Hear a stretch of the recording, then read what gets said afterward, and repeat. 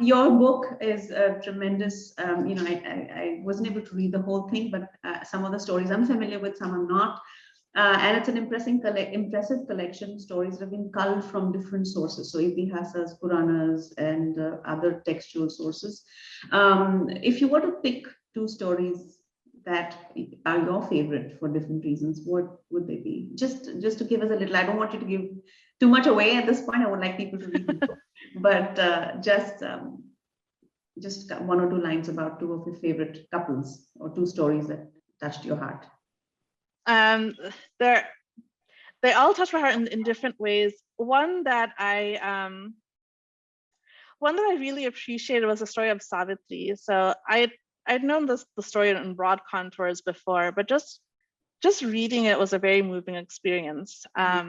You'd spoken earlier about the choice and a woman's choice, and so in the story of Savitri, she's there's this king who's been childless for a long time.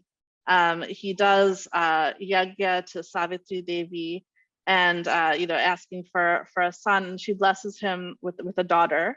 And he's very happy to have this daughter, and she becomes Savitri, and she's so beautiful and so accomplished that no one dares to ask for her hand in marriage. So he actually asks her to go and choose a husband. She goes out there, she goes to the forest in different ashrams, and she chooses Satyavan. And then Narada Muni actually tells them that, well, he's going to die in 1 year. And her father says, oh, go find someone else. And again, just the importance of this, that it's not that she was, the affection and love the father has for her. And then she makes a choice that, no, he's the one I've chosen, I will marry him.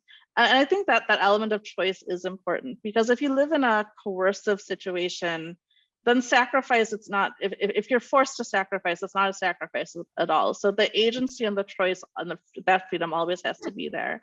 And then the story goes on. We've spoken a little bit about it, but what I really appreciated about that was this honor and respect that was there for Savitri. So when the final day of Satyavan's life, like all the rishis around them bless her that may she not become a widow, because they're so fond of her, so they're so affectionate toward her, and just this high regard that was held for her.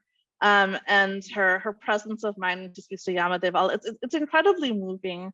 And I think the story of Savitri is an iconic one for us as Hindus. Like we all have heard about it, but I think we've gotten so many distortions of it that we don't actually understand and appreciate it in the original spirit. So that was kind of just a revelation for me. And then I don't think I can, there's several stories about Radha and Krishna, and they're like my Ishta Devata, so that's always going to be, be my favorite. Krishna behind me. But I also really like the stories of Satyabhama and Krishna. So Satyabhama is a very spirited woman, queen, and she's very the story that I chose come from the Harivamsha, like the southern recension of the Harivamsha, when she actually fights Narakasura herself, and then Krishna gives her this necklace, and it says that she'd wanted that necklace for a long time, and when they were together, she would always ask him for it, but he would never give it. But at that moment, he gives it to her. So just this kind of these glimpses of personality and this these relationships. I just really enjoy those. Please remember to subscribe to us and switch on the notifications for this channel. For our other social media links, more content, and to support our work, please visit citti.net. Dhanyavad. Namaskar.